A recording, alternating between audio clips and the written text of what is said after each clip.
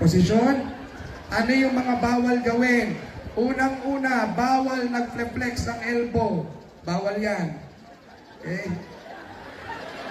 Hindi naman nako-compress yung puso dyan. Ano pa? Bawal nag-headbang.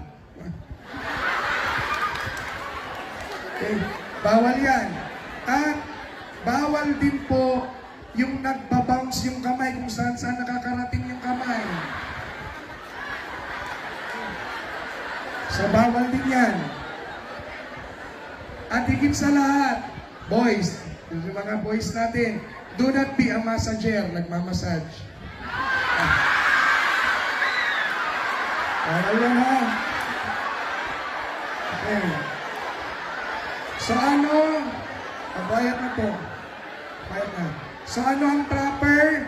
Ito yung mga dapat, ito yung mga do's. Okay, makinig na po.